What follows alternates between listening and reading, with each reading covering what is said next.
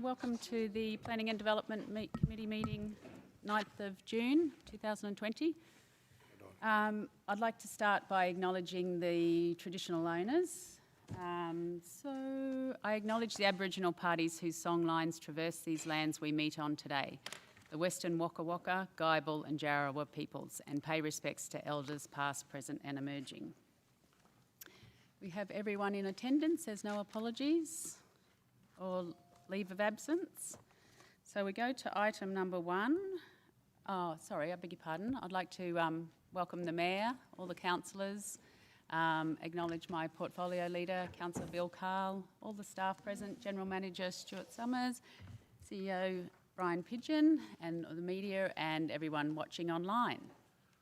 So we'll go to item 1, which is item 3, which is the representations for requests for negotiated infrastructure charges for 1 Mary Street, Clifton.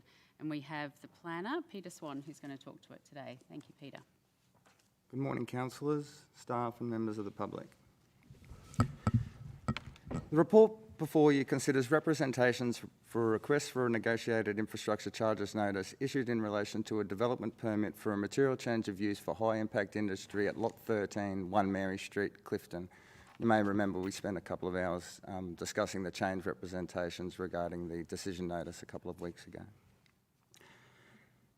So on the 14th of February 2020, Council issued that development permit, and on that same day, Council also issued an infrastructure charges notice for the amount of $135,822.75 in relation to the development approval and it was issued in under the provisions of the Planning Act and Council's Charges Resolution number 3.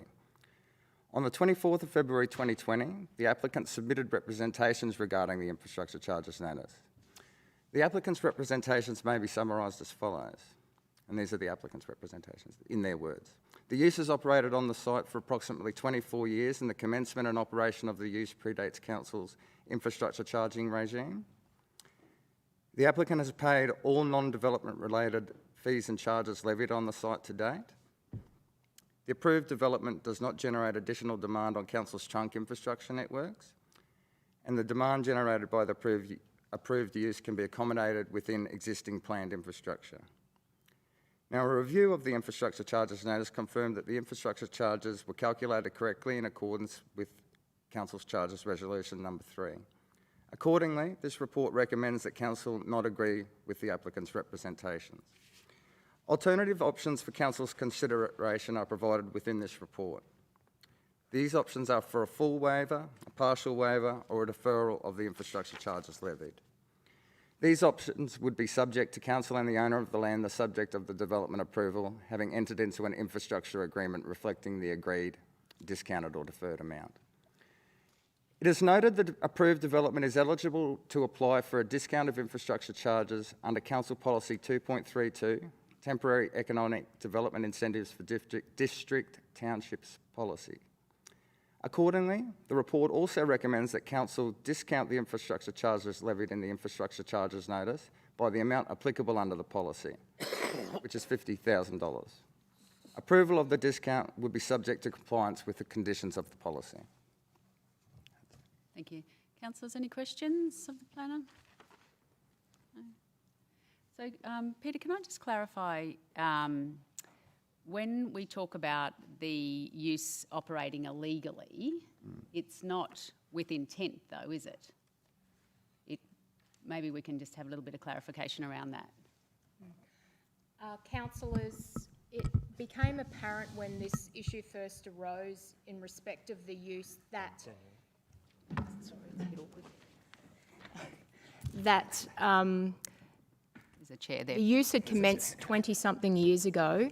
The premises were sold to Ridley's probably, 10 years ago, and they honestly, my opinion is they honestly weren't aware that they did not have an approval to operate on this site. There was an approval issued to operate a facility such as this, but it was on a completely different site. And no one actually realised that until an issue came up with respect to some complaints about particulates and noise from this use, and our compliance officers started investigating that it was discovered that the use approval was actually on a different site. So for some reason, this factory had been established on a site it wasn't approved to operate on. So no, we do not believe that there was any intent on the part of Ridley's to act unlawfully. They were as shocked as we were when we discovered this information. Councillor Antonio? Had there been any infrastructure charges charged historically on either site? No, no. Can I just seek clarification there? Is that because at that time there was a different method of calculating infrastructure charges, or there was a different? Well, there was never an approval on this site to operate, so there's never been any infrastructure charges levied. Councillor Carl? Yeah, through you, Chair, but isn't that notwithstanding the fact that this organisation or company has had full use of the networks of the infrastructure that have been provided for that amount of time? Yes. And can I ask too, how common is it to charge infrastructure charges retrospectively? From a legal perspective, councillors, we wouldn't consider that they're being applied retrospectively because the use technically has never lawfully operated. So, and we have this on a number of occasions where we will find that uses have been commenced. Someone ends up complaining, our development compliance team goes and does some investigations, finds that there's a development approval needed. The proponent goes and gets the development approval and infrastructure charges are levied. So this is normal practice. Any other questions? Councillor McDonald and then Councillor O'Shea. Thank you, Madam Chair. I'll just, in regard to recommendation 2.2 around the lodgement of compliance certification for use by 30 June 2023, I assume that aligns with the previous decision of council. With the policy. It aligns with the policy. With the policy. Thank you. That's the case. I'm happy to move the recommendation as it is. Okay, I'll just quickly go to Councillor O'Shea before. Is that okay with you? Yeah. I just had first of all, I just had a question. Can I please, through you, Madam Chair, may I please just get clarification around the point that has been made here from the applicant around that the approved development does not generate additional demand on council's trunk infrastructure networks? Sorry, I didn't hear that, Councillor. Microphone's on. Sorry, I was just asking for clarity around the note that's made here from the applicant's application that the approved development does not generate additional demand on council's trunk infrastructure networks, and the demand generated by the approved use can be accommodated within existing planned infrastructure. Yeah, so as the application was, it's an interesting one because, like you say, we're charging infrastructure charges after apparently unlawful use has been given a development approval.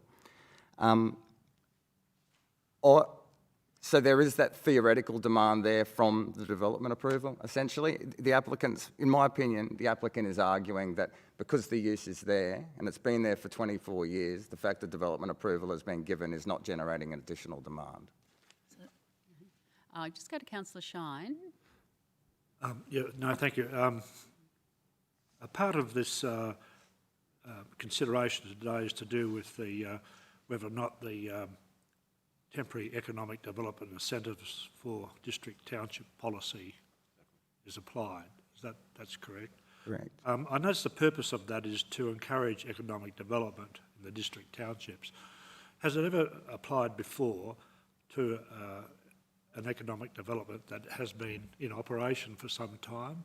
Because the inference there is to encourage something that will happen if it's granted, rather than having been in operation for 20 years already. Yeah, that's a very interesting question, and I asked myself that when I went to the policy.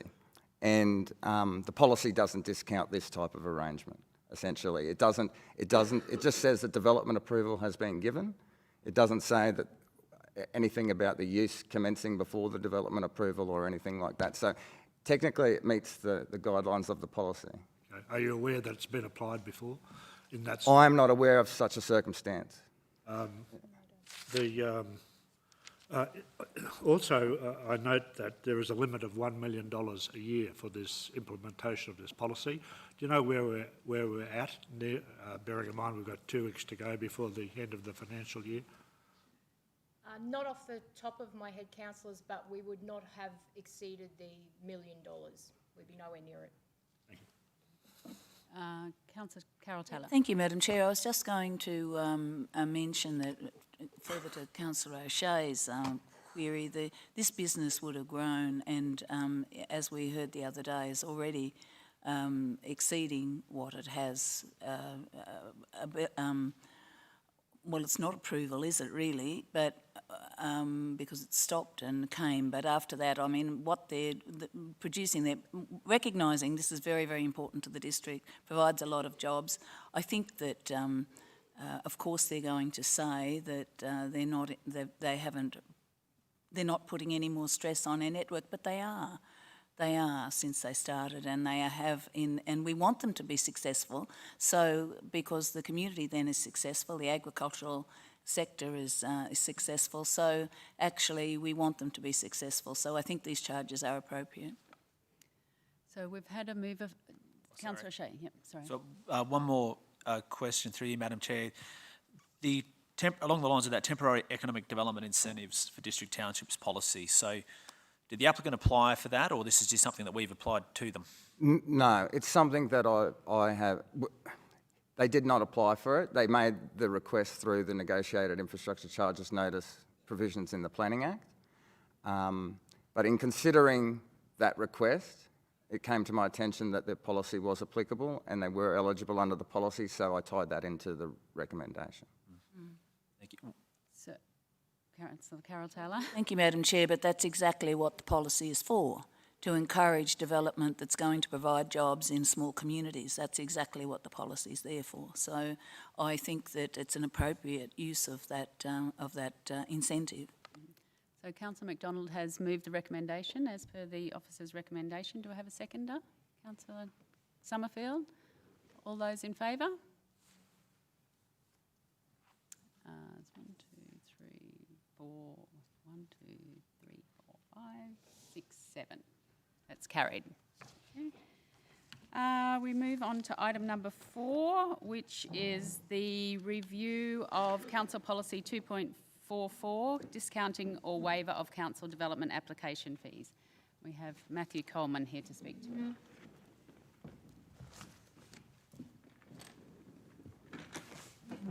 Morning, councillors. As you're aware, the Toowoomba Regional Council adopts annually a register of cost recovery fees and charges, and the Development Services Group has a principle of 75% cost recovery under that.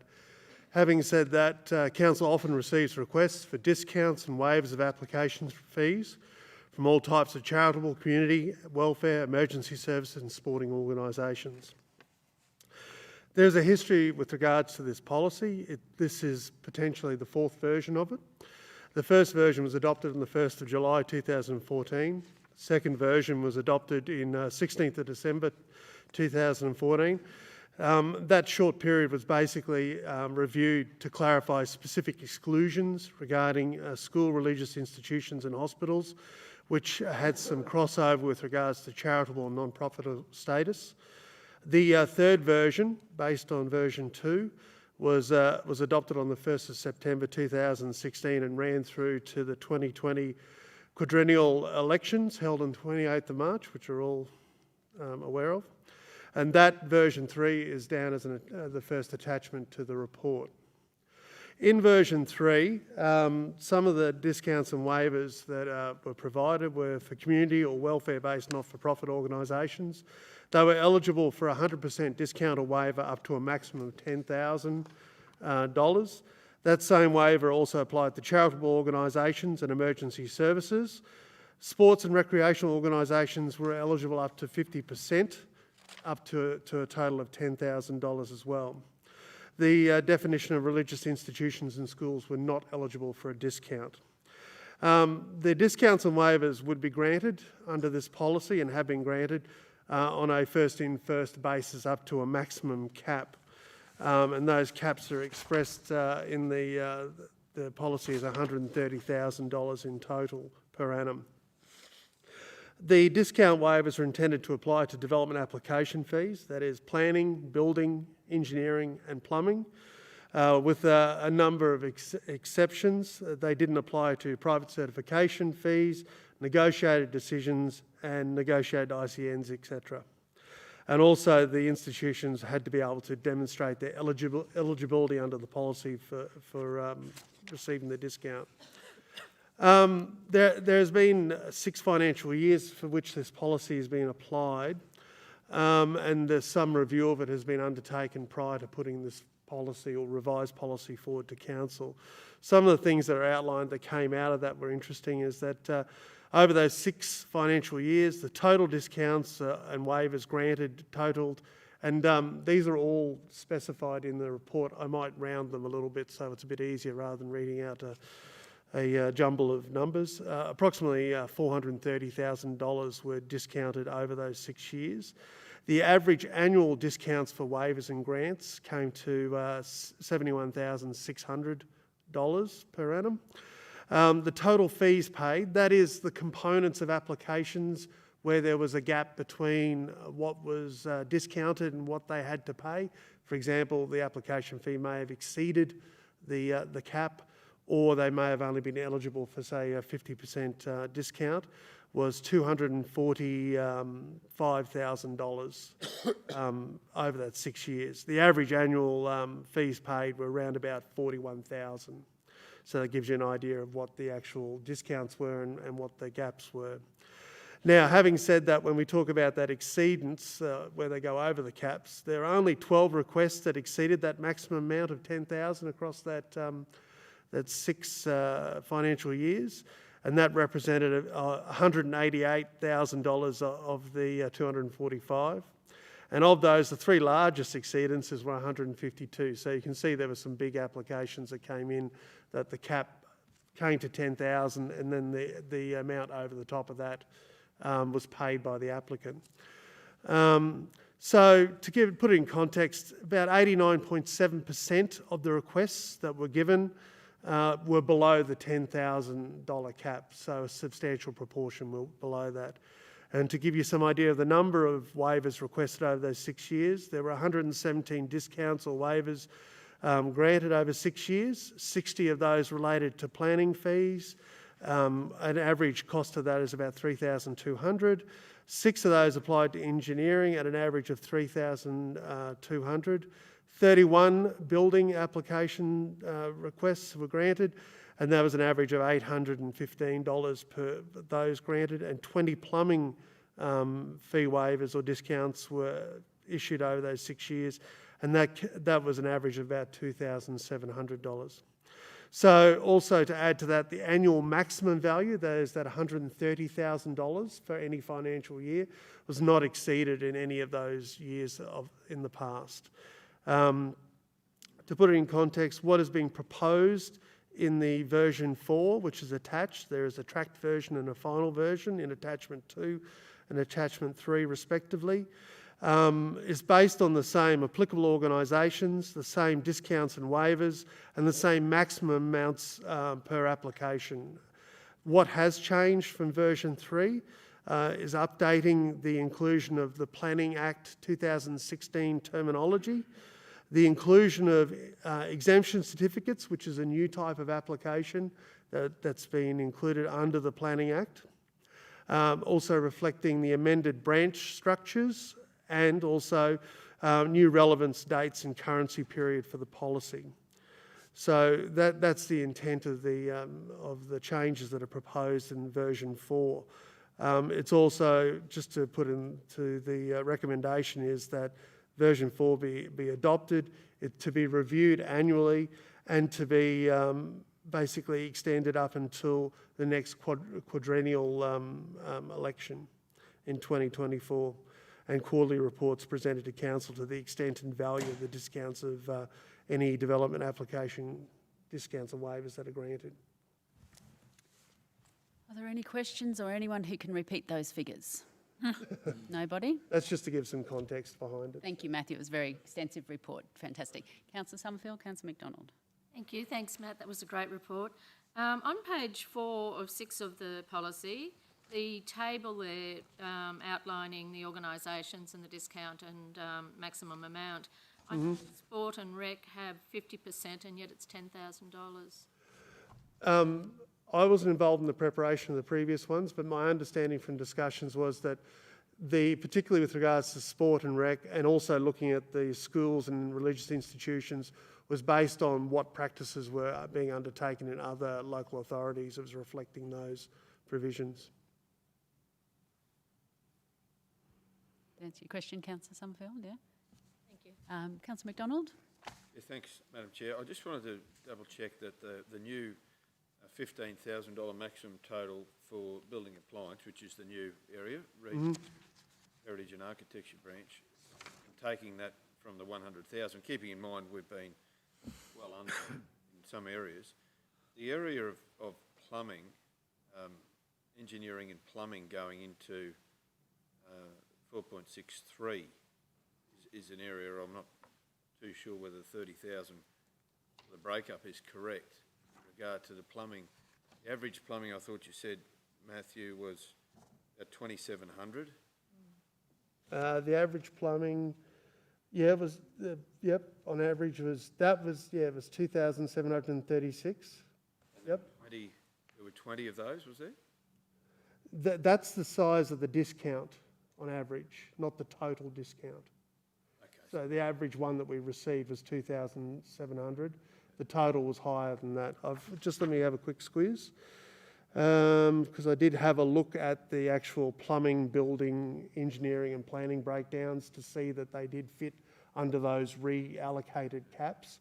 So if you can just bear with me. So it ranges across the 6 years for the plumbing, to give you some context.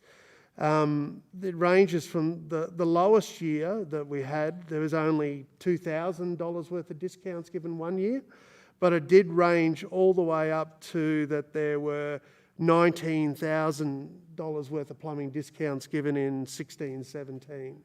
So there's a fair bit of variability in there, but I believe those caps will still make allowances. Thank you. And I would have thought if we do approach some of those, some head towards the caps where others are well under, we would come back to council and discuss whether or not there's any discretion to, Councillor Shine? Question, but clarification first. Is it the case, it appears to be the case, that religious institutions don't qualify for a discount of rates? That's the effect of this? that is the effect, yes. So a perception that churches don't pay rates is wrong in Toowoomba? I don't know if I could answer. I don't think I could answer your question about the rates payments of churches. I didn't think they did. I think they may pay water rates and the like, but yeah. But not general rates. That's the. Just get a clarification for that. Okay, which is a different question to this, but I'm surprised that this really that they don't have the same consideration as the other 100% exempt groups in this city, in this region, in fact. Likewise, I don't really understand, there must be a reason for it, why sporting groups only get a 50% discount when the contribution that they make to the well-being and welfare of particularly health of our young people in particular, but older people as well, really good reasons why they should also be entitled to a 100% discount. And we're here today to review that list, aren't we? That's our function today. Mm. I'd be surprised if that didn't twig the interest of other councillors as well. Are you able to give an explanation, Matthew, as to the... It's same as what I said before. Basically, my understanding is when the original review was done, it was having a look at what discounts and waivers were extended to what organisations and other local authorities. And essentially, I believe these reflected a similar sort of approach to other local authorities. Yeah, I understand. That's the basis for them. Yeah, I understand that, but whether that's a good enough reason is for councillors here to determine, I would have thought. It is a policy matter. Councillor Carol Taylor? Thank you. Following on from Councillor Kerry, this is non-state schools, and at the end of the day, they pay all their planning fees and all their stormwater and everything else when they develop something. So I understand, you know, we're not a complete charity, but at the end of the day, some of these religious organisations, just something to consider, some of our churches and some of our private schools are involved also in programs that play a large role in our community. So that's something perhaps also for councils to consider. Councillor Carl? May I offer another view, and that is that sporting and recreation organisations often have wherewithal to have access to other funding sources, both state and federal, as do private schools as part of religious institutions and the like, through government funding. And we've seen a number of those opportunities present themselves right across our region and many other regions. So unless there's any debate, I'm happy to move the recommendations of the officers in the amendments to this policy. Councillor Summerfield, I'll just go to a few more questions before that. Thank you, Carl. Oh, okay, thank you. Could I just quickly get clarification? So the fees are for cost recovery of the officer's time, aren't they? Yes. So that's being absorbed by the organisation. So up to $450,000 a year, I think that's, yeah, okay. Yep. Right. Well, no, that's sorry, not a year. That's over the full life of the actual thing. Essentially, the average annual is 71,600. Okay. So the 430 is over the 6 years in total. Thank you. Yeah. Yeah, but this is the average of what's actually been incurred. But it's up to 130 per annum that could be absorbed. Okay. Yeah. By the organisation. Okay. So we have a mover. Could I? Oh, you'd like to? Yes, Councillor. Thanks, Stein? Chair. Just comment in relation to the points that have been made. Firstly, in relation to Or a question? It would be debating if it's a comment. Okay. Would you want to move into debate, Councillor Shine? I'm not sure the procedure, sorry. Well, we have a move. Question, but if it's a comment round, Well- for or against, it's a debate. Well, it is a comment, to be honest, yeah. Okay, well, we have a mover. Sorry, who was it who moved? Carl. Councillor Carl. So, Councillor Carl, did you want to speak to? You need a second. Councillor Summerfield has seconded. Thank you. I've pretty much said what I needed to say, Madam Chair. To sum up, but So we have someone to speak against the recommendation. Well, if I could make a comment properly to the comment that I think was made previously by other councillors. One was that I think that churches and these other organisations might have, or sporting groups rather, would have the ability to apply for other grants, but so too would charitable organisations and community or welfare-based non-profit organisations. Most of them get their funding from government as it is. So I don't think that point is correct. And I think, as I understood it from Councillor Taylor, that that state schools have to pay all of these fees. Non-state schools. Sorry? Non-state schools. On-state schools, yeah.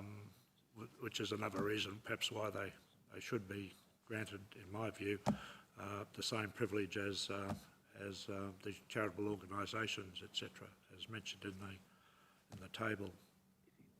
So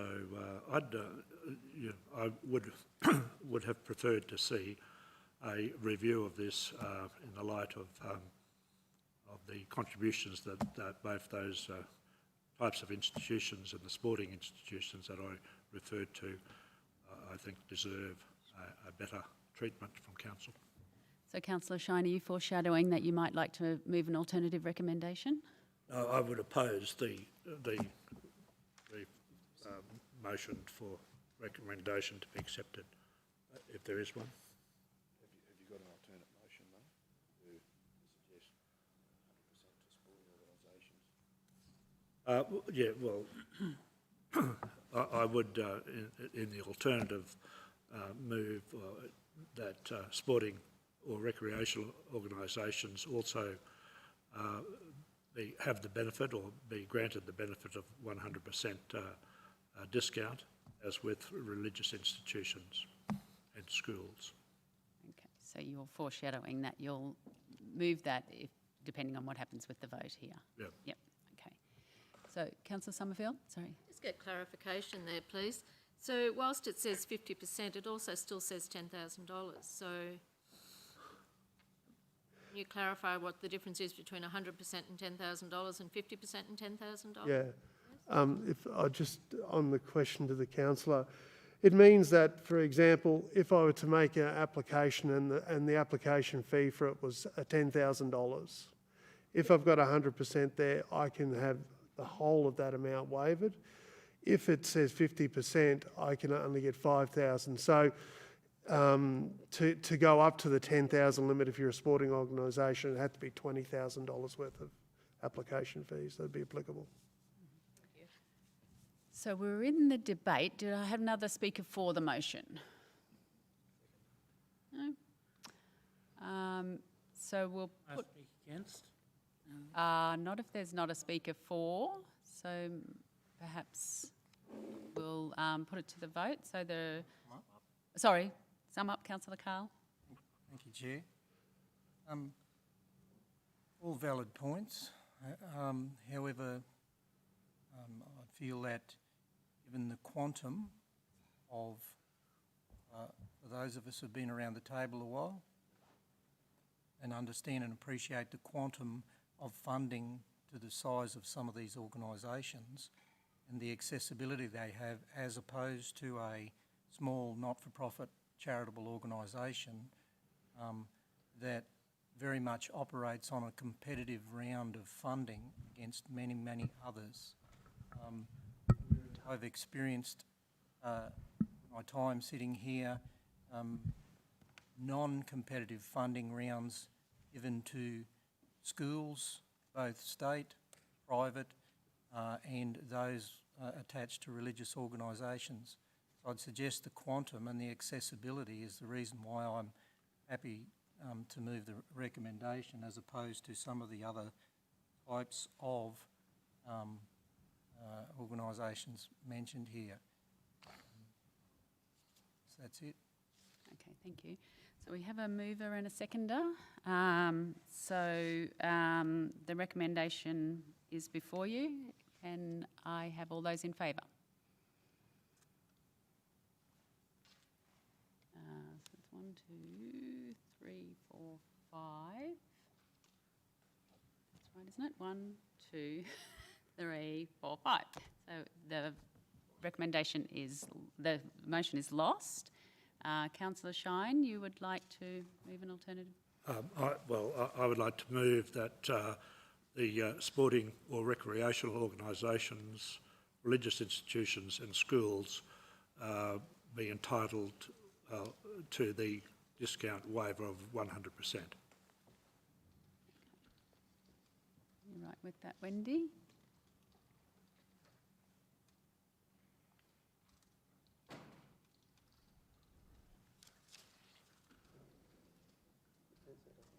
Okay.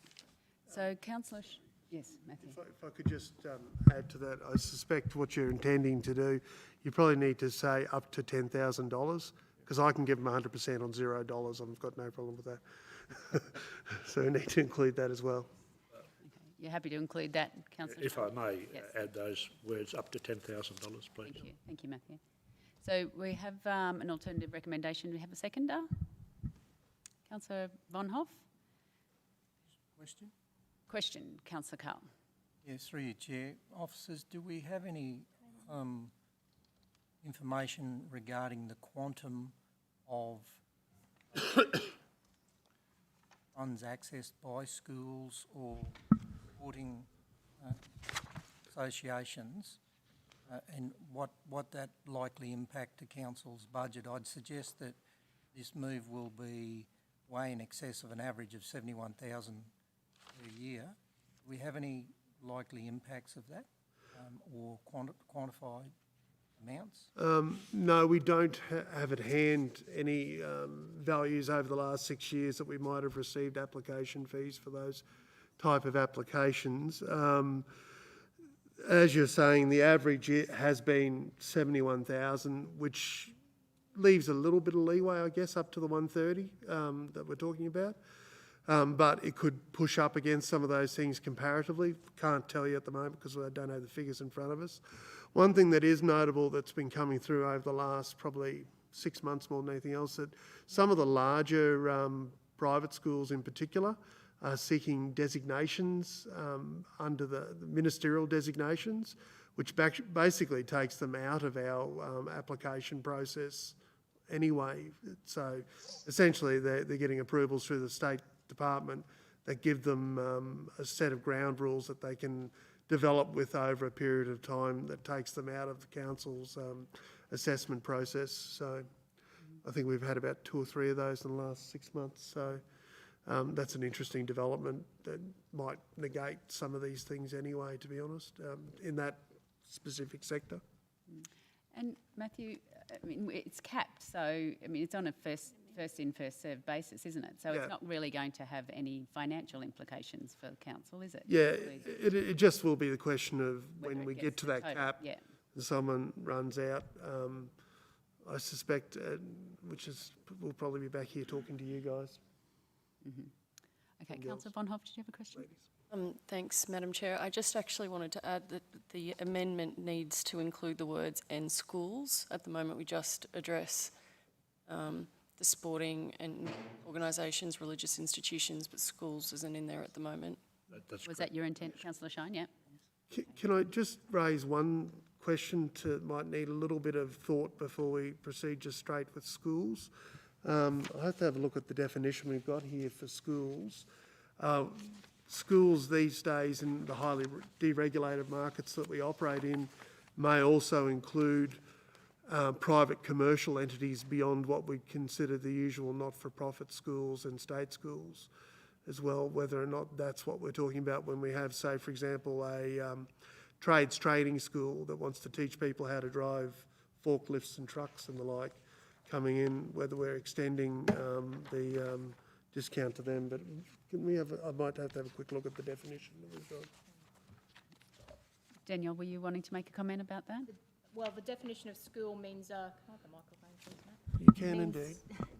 Means a non-state school as recognised by or registered with the Queensland Department of Education. So that's probably okay, but I've just noted that there probably is another amendment that would need to be made to the policy in section 4.11, which currently says if multiple types of organisation categories apply to an applicant, the lowest discount waiver applicable will apply. And we've got some examples based on the proposed percentages as opposed to the new. So we probably just need to amend 4.11 of the policy just to read if multiple types of organisational categories apply to an applicant, the lowest discount waiver applicable will apply, or perhaps remove it. No, well, perhaps remove it altogether, because if we're giving everyone the same discount, then it doesn't really matter. Madam Chair, Yes, Councillor Carl. may I humbly suggest, seeing how this is policy, rather than make changes on the fly, we actually I agree. back at another time, because I do recall some angst around schools and eligibility and who was and who wasn't, very specifically and clearly, and that's why this policy has been amended a number of times and been in that category. Now, I know there's a motion on and we're on the books here, but I humbly suggest that we take it away and do some homework on it. We need to understand some of the likely impacts, and given that it's policy, not good practice to do it in the meeting. It's probably a wise suggestion. Councillor Shine, you would need to withdraw your alternative motion, or you? Well, no, I'm not inclined to do that. The, we've come today, that we've had knowledge of what was to be presented to council today for approval or not approval, and I just do not think it's beyond our capability to proceed as per the motion that I moved previously. So Councillor McMahon. Thank you, Chair. May I ask a question? Thank you, Councillor Shine, for bringing it to the table. I certainly support the sport and rec and the religious institution. I suppose I just had a question around schools, obviously very dear to my heart, but if we're talking non-state schools, development application fees, and several of them are going through state government processes anyway, I just wonder if this isn't a very well-off independent schools who are doing the development applications who are taking the most advantage of this when the money may not be as important to them. I just wonder if it's the schools section of it. Some of our larger schools who don't necessarily need the discount as much would be the ones using this, and that might be a concern. I don't know if you could clarify that for me, or... That might be a point of ideology, I suppose. It's a bit like whether every student's a student. So, but anyway, Matthew, you can... Yeah, look, we'd have to go back and look at the data and see what applications were received from what schools over the last 6 odd years to give you a real indication of which entities are making the most applications. But off the top of my head, I would have thought it would have been a lot of the larger schools that have got money to spend on facilities and infrastructure that are making the bulk of the applications that we're getting. Councillor Taylor. Madam Chair, I tend to agree, and if you have a development of over $1 million, $10,000 is really not going to make much difference, and whether you proceed or not. I am sorry. I agreed with Councillor Shine till now. I do support Councillor Carl. I will be voting against this motion because I believe it should come back for some work before a policy is made on the run. Is never good policy, and we need to have a session working it out and talking through certain things, and so that's why I'll be voting against this motion. So, Councillor Summerfield. Thank you, Madam Chair. I would encourage Councillor Shine to withdraw his amendment due to the fact that there are so many unknowns, so many extra questions that we don't have answers to around the table, and I think Councillor Bill is correct that we should be reworking this in the appropriate manner and not doing a policy on the run. Well, Councillor Shine, you feel, I think, you're right and privileged. I'd get some direction from you, Chair, but I take it if we pass this today, it doesn't mean that it's there forever. It's there until we change it again, and our ability to change it must be fairly elastic, I would have thought. And so, well, you've... Actually, Madam Chair, it actually goes to next week's meeting. Yes, true. What decision is made here goes to next week's meeting. we would have a week to do that type of investigation, which is hopefully not beyond our capability as well. Mm-hmm. Okay, so Councillor Shine's moved and Councillor Von Hoff has seconded. So I put the motion. Excuse me, Chair, can I just quickly add something to, just to make sure that Council's aware that the election, the policy expired upon the election of Council. So if we are going to defer it, and I'm fine if Council wants to do that, there will be a gap where this policy will not apply until Council determines what direction it wishes to take in an alternative policy. So I'm just to be aware that there'll be no discretion there under the policy. At the moment, no discretion until possibly next week. Yeah, okay. Yeah. Okay, so back to the vote. So Councillor Shine's alternative motion or the amendment motion. So all those in favour? So that's 1, 2, 3, 4, 5. So it's lost. the original recommendation stands? No, Lost, everything's that was lost as well. We're all lost. I need, All is lost. well, I'd like a motion to defer it. Councillor Carl. I'll second that, thank you, Madam Chair. Move that we defer it for further consideration. Okay, thank you. And second is Councillor Carol Taylor. All those in favour? That's carried. Can I ask, Madam Chair, does that mean that, or they asked us through you to the CEO, does that mean it comes back again next week, or it is in fact deferred? No, Well, my understanding is it's deferred. Is that correct? we have Brian? an information session. It's deferred to a future meeting of council. So the option's open. If council could do it between now and the full council meeting, they could actually put an alternate motion up, or they can do it at a future meeting subsequent to an information session. Thank you.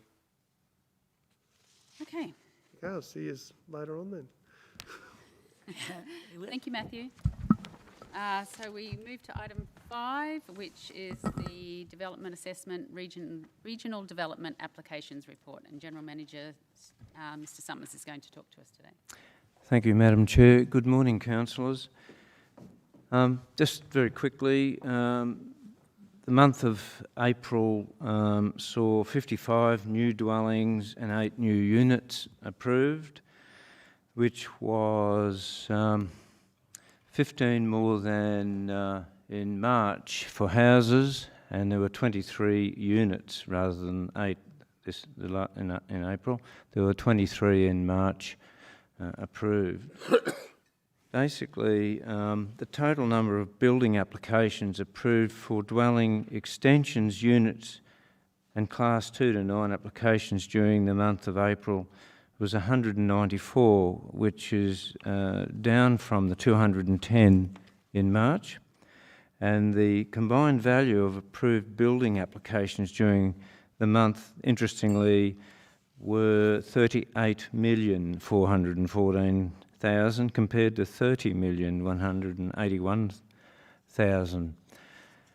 And basically, of some interest, I asked Matt Whitaker, Council's building certifier, what the situation was with extensions and buildings, and I'd sort of direct councillors to graph 18, which is the last graph in this report. And the red areas on the histograms are actually the extensions and miscellaneous buildings and what have you. And I asked Matt what the situation was with extensions and modifications to existing houses, and he said they fall very clearly into 2 categories. One's where they exceed $200,000, and those ones normally do get bank approval and other approvals, and but the vast majority are between $20,000 and $40,000, and a lot of that amount comes out directly out of the pockets of the mums and dads, because the banks tend to not lend, or not lend in terms of housing loans on those sort of quantum amounts.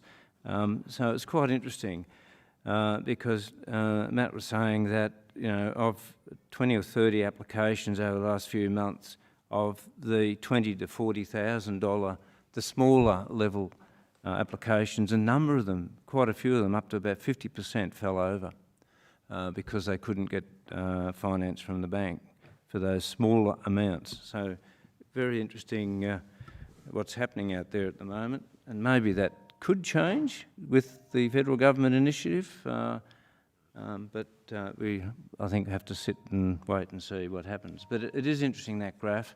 It does show that in value terms, the extensions are a very minor part of the detached dwelling areas of the build and the commercial builds. I might leave it there. Any questions, councillors? Anyone have any questions for General Manager Summers? Councillor McMahon? Yeah, thank you, Chair. Thank you, General Manager Summers. Through you, Chair. I'm just wondering, you just touched briefly on this federal government 25,000, I think it is, stimulus for new homes and renovations, and certainly, the land is selling up overnight, in my opinion, as a result of that. I'm just wondering if a lot more of these come through, does that put any strain on council, or are we ready for it, or is it just moving as normal in good times? I think, again, somewhat hearsay, but last weekend was interesting. One of our land developers sold 10 lots, which was usually a monthly amount, average. But on the weekend, he sold 10 lots. I had... And they were all 10 were first home buyers. And his thought is that there's the 15,000 plus the 25,000, which added together amounts to 40 grand, which is a considerable amount of money, particularly when you're buying houses in that 40 to 450,000 range. It really gives a good kickstart to the deposit. Impact council in any way if more of them come through? Does that impact council? Yeah, In terms of building approvals, if you mean our building certifiers, we get about a 30% share in the market there, so it will have an Councillor impact. McMahon, you're talking about applications? Yeah. I mean, if we get more applications, what does that mean for council? Have we got more workers busy, or do we just get the money for it? Oh. Does it work? No, I'm really talking about the numbers in terms of what's happening in the economy rather than impact on us.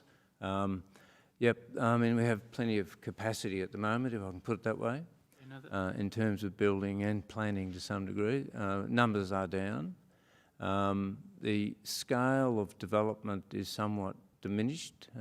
We still have some large developments that we're dealing with in the planning area, DA planning area, but overall activity, which is no surprise to anyone, is somewhat reduced at the moment. So we have capacity for an increase in certainly building.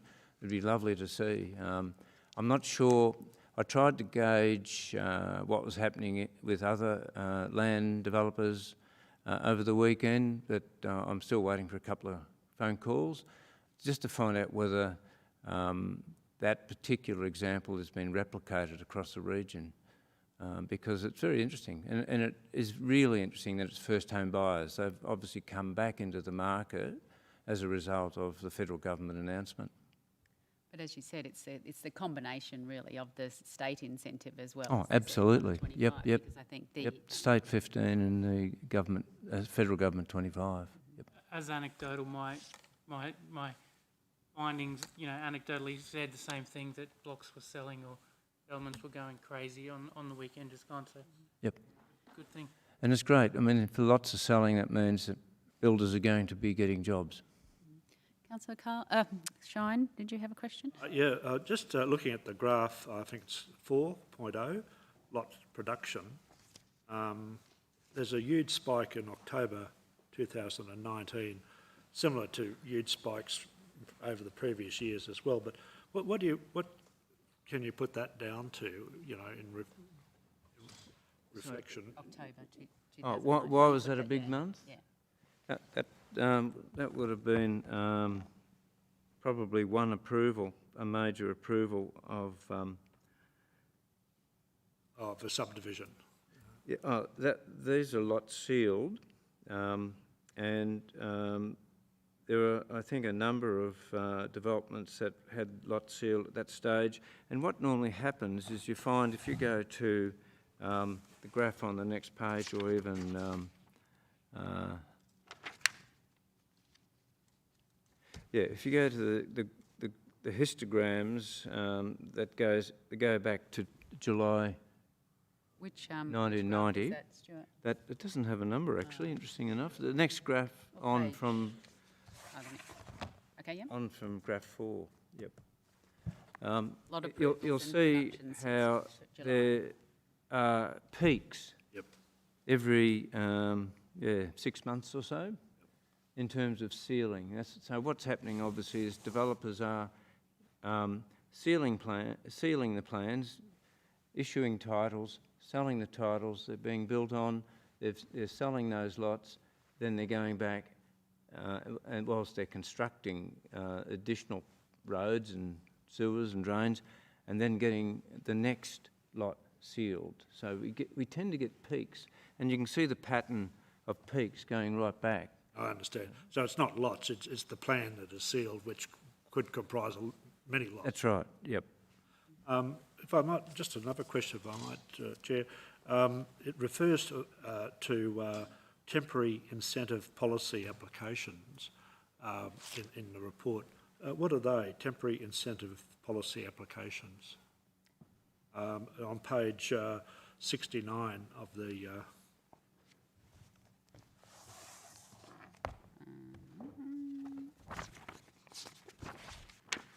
9 and 10.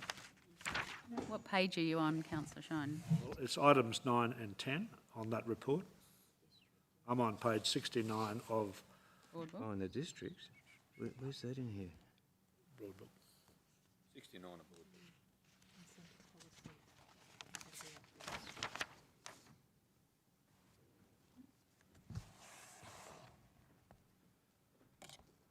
Oh. Yes. I think there's temporary incentive policies that relate to the district areas out in the region, as well as the incentive policy in the CBD. Now, what that's saying is that there haven't been any of recent date. We just looked at one this morning, and that was the first item on the agenda. That was the district one with for $1 million fund.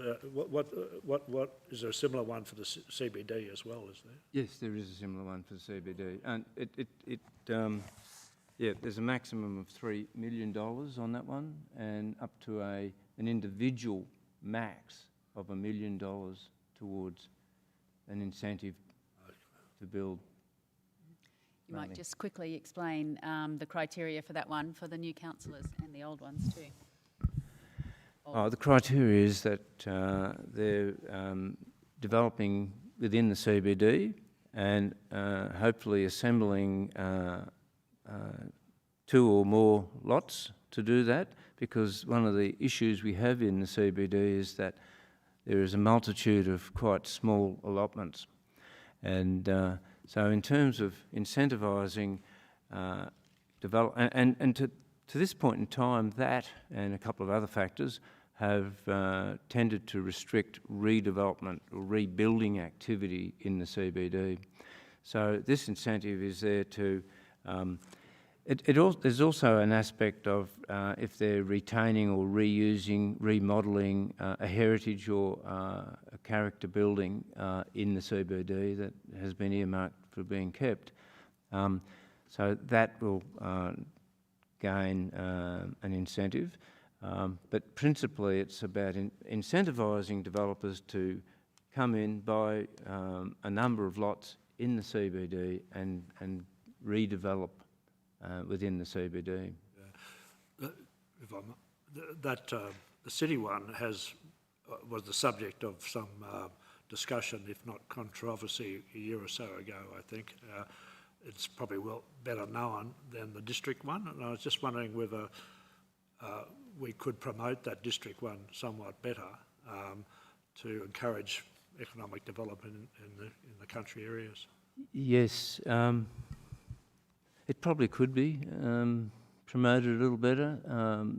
It is interesting, though, that most people that are developing out there know about it. And we have Tony Bowman, who's, I guess you call better term, an outreach economic officer, who's working in the districts and with various organisations, chambers of commerce and what have you in the region. But yeah, look, we can always do a better job in terms of advertising these things. And I think even the CBD one, we could do a slightly better job of actually marketing that. But yes, but it does involve a considerable investment. I mean, the Gladstone is the only one that's taken up the incentive to this point in time, and that was a very expensive building. And certainly all the community development officers out in the regions know about these economic stimulus packages. Thank you. Well, the incentive schemes too, yeah.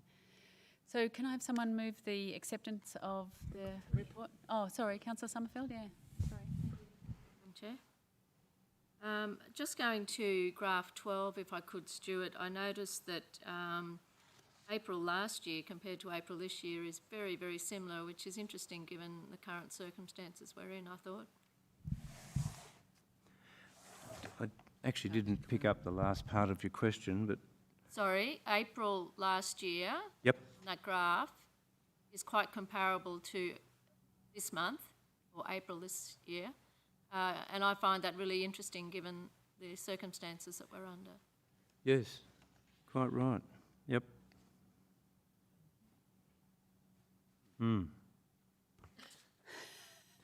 I mean, yes, interesting observation, that's all I can say.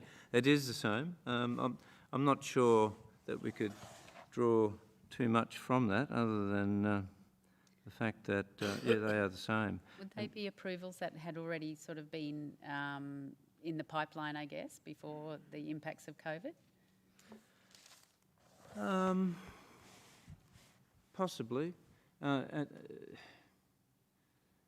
It is interesting that the building approvals are up for detached dwellings, but you know, it's very hard to know what the driving force behind it is. But you know, overall, if you go back, say 2 years, where we were averaging around 900 to 1,000 dwellings a year, detached dwellings a year, we're only getting around that 600, 700 a year at the moment. So there has been a gradual decline, and you can see by the trend, certainly in the volume, the trend is trending down still. The value, though, the value trend is pretty even. So it's quite interesting that there's fewer, I'd say fewer detached dwellings, but they're slightly better quality and higher and more expensive. I can only draw that conclusion from that graph. Councillor Antonio? Can I just ask to you, Stuart, through the chair, are you comfortable with the amount of land, and this is a hot topic at the moment, that's coming through the system currently to meet the demand of necessary housing in the future? Absolutely. There is, at the very least, 15 to 16 years of greenfield land at the moment. That does not include a number of subdivisions, larger subdivisions that have been approved for some time, that are still to have the lots created and sealed. So I would suggest around 20 years if you included those lots as well. There is no shortage of land at the moment. I've been talking to a couple of potential developers inside the PIA, dare I say it, that are looking to lodge in the not too distant future. So look, there really isn't a scarcity of land at the moment.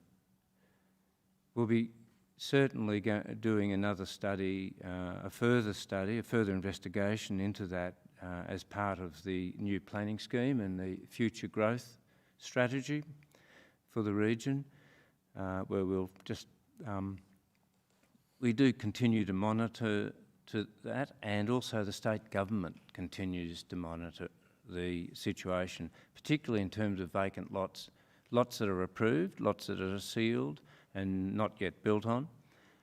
Those figures come out quarterly from the state government. So, yeah, I think you'd be stretching it to say there's a scarcity of residential land. Thank you, Mr Summers. Can I have someone move the adoption of your report?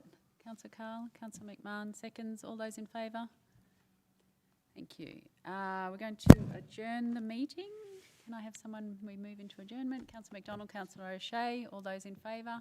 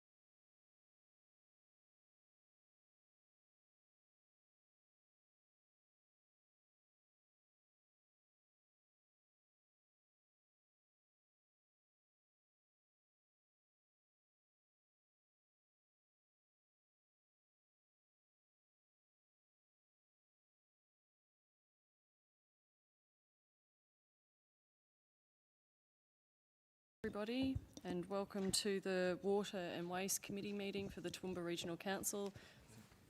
This meeting is open to the public and will be live streamed. I'd like to thank those of you who are in the room with us and acknowledge everyone who's watching online. I acknowledge Portfolio Lead Councillor Summerfield, Mayor Antonio, Deputy Mayor McDonald, my fellow councillors, General Manager for Water and Waste Damien Platts, and staff who are in the room.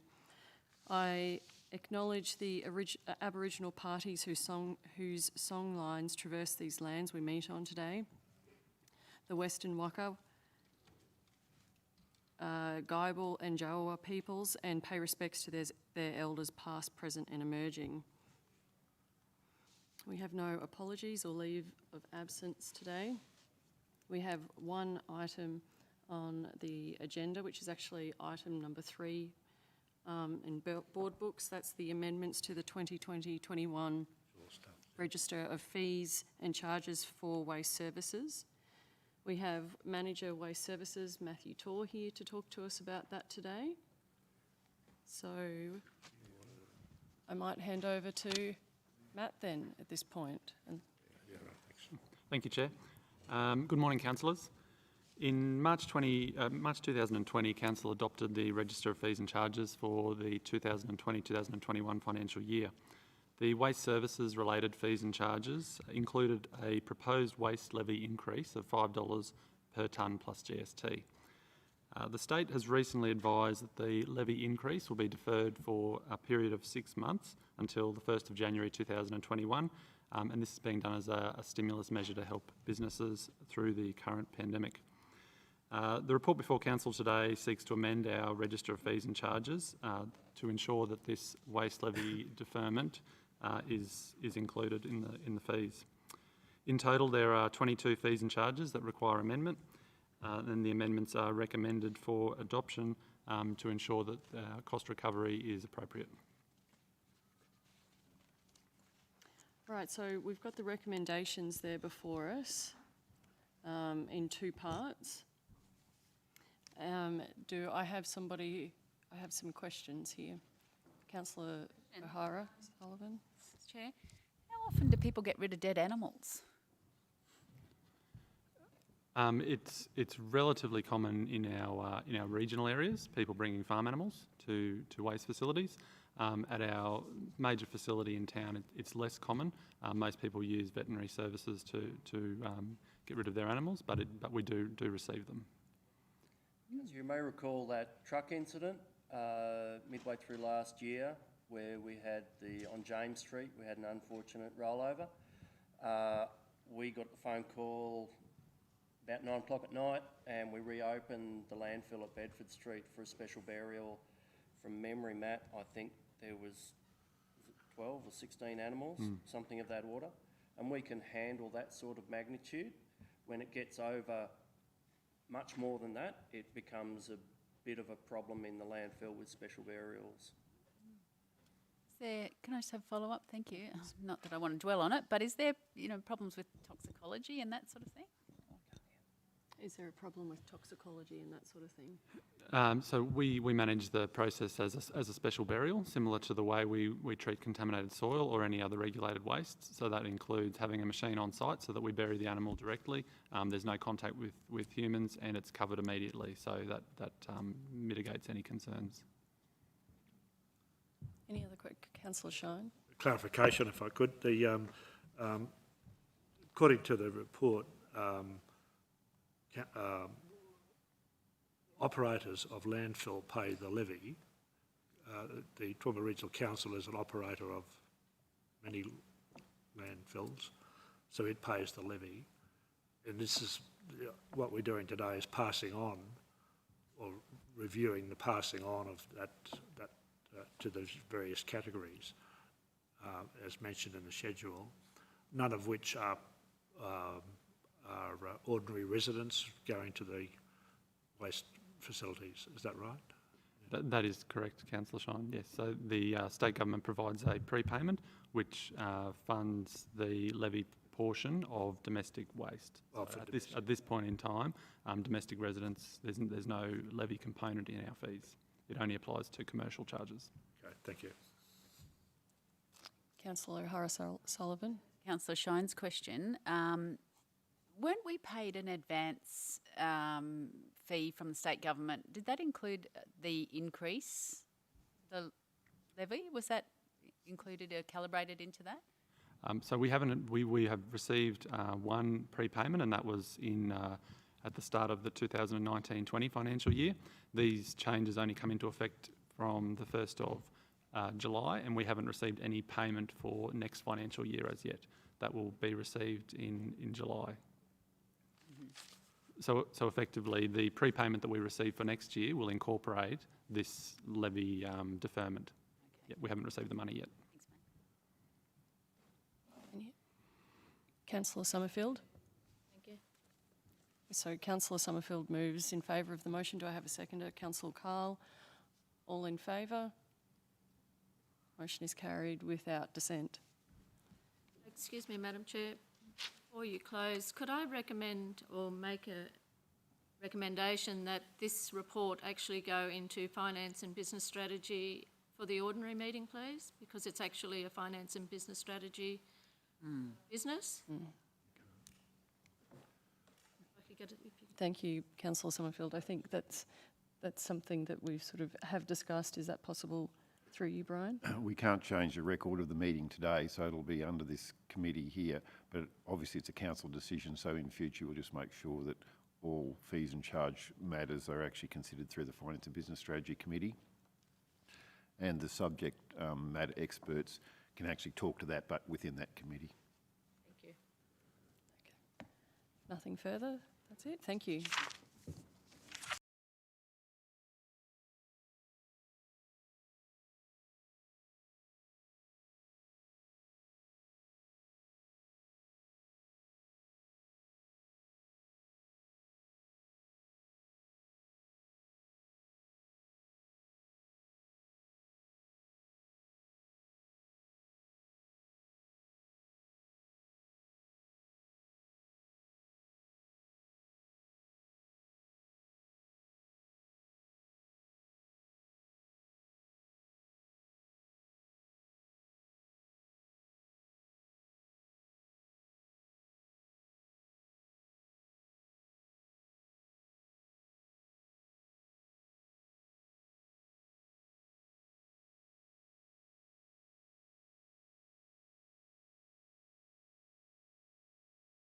Lines we traverse these lands we meet on today, the Waka Waka, Guyabal, Jarowa and the Bigginbul peoples whose country lies to the west of our region. And I pay my respects to their elders past, present and emerging. I'd like to welcome the Mayor and Councillors, CEO Brian Pridgeon, GMs and staff teams that are here, and I'd like to acknowledge our portfolio leader, Councillor Melissa Taylor. Good morning and welcome to those online. Also introduce Rodney Betts, our Manager of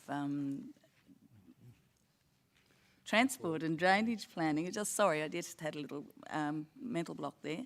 And Mike Brady is away today, so Rodney is stepping into that role, but it is his, in his area anyway. So we have one item on the Infrastructure Committee this morning, and that is the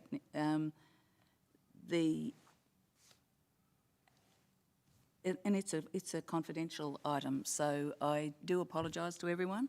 I need to ask for someone to move to a closed session.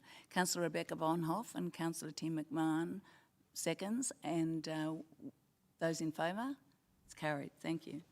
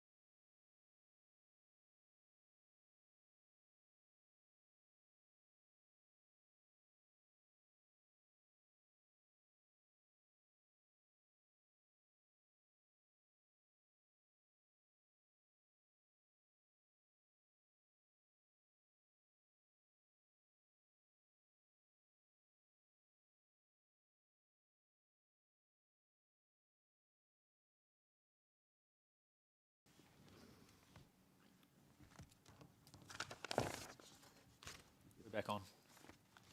Thanks, Rob. So, Councillor McDonald, did you? Yes. Thank you. Welcome back to Infrastructure Services Committee meeting for June. Thank you. Madam Chair, I've put forward the motion that Council defer consideration of this report until the 14th of July 2020, which is the Infrastructure Committee meeting, and the Council's information session be held prior to that meeting. Thank you, Councillor McDonald. Do I have a seconder? Yep. Councillor O'Hara-Sullivan. Those in favour? Thank you, it's carried. Thank you. That ends the Infrastructure Committee for June. Thank you, everyone.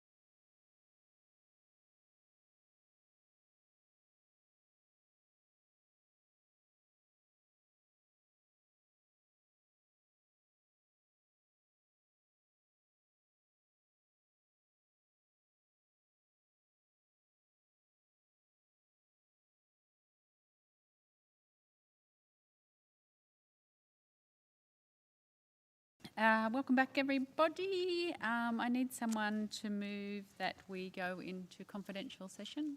Councillor McDonald, Councillor O'Shea, all those in favour? Those against? Thank you.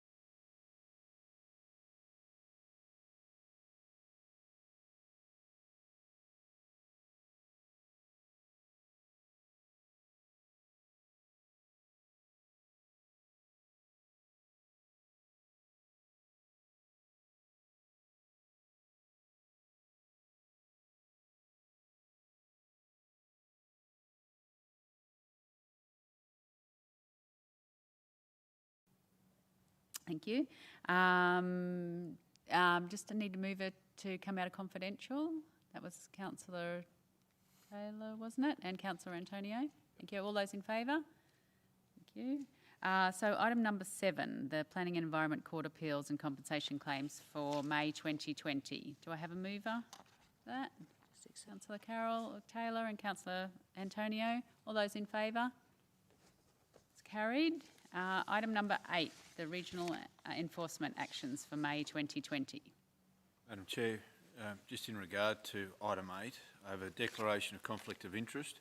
Pursuant to section 175E of the Local Government Act 2009, I would like to inform the meeting that I have a personal interest in this matter, which I recognise may be a real or perceived conflict of interest, the particulars of which are as follows. The nature of interest is I am a resident in the same street as the subject property referred to in item 1 of the schedule of matters in progress in the Planning and Environment Court and or in the Magistrates Court enforcement actions. I'll be dealing with this declared conflict of interest by leaving the meeting while this matter is discussed and voted on. Thank you. Councillor O'Shea. Thank you, Madam Chair. Also have a declaration of conflict of interest pursuant to section 175E of the Local Government Act 2009. I wish to inform the meeting that I have a personal interest in this matter, which I recognise may be a real or perceived conflict of interest, the particulars of which are as follows. The nature of the interest is myself and my spouse engaged a builder to work on a property owned by us. The builder has then engaged the company referred to in item 1 of the schedule of matters in progress in the Planning and Environment Court and or in the Magistrates Court enforcement actions. I will be dealing with this declared conflict of interest by leaving the meeting while the matter is discussed and voted on. Thank you, councillors.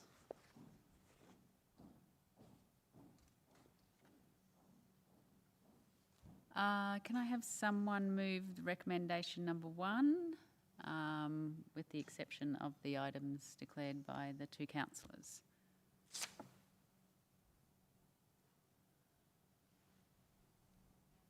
Councillor Carl and Councillor Vonhoff. All those in favour? It's carried. Need the boys back again. Rob, can you give them a yell?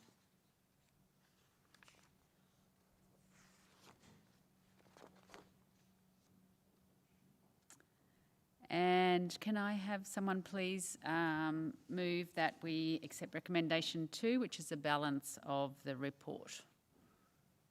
Councillor McDonald and Councillor O'Shea.